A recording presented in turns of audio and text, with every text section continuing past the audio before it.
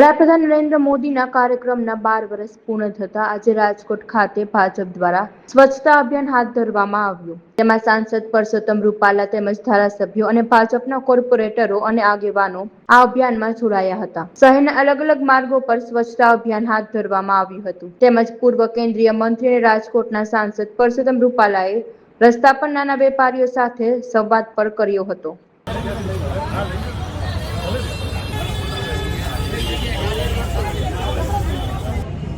અહીંયા વધારે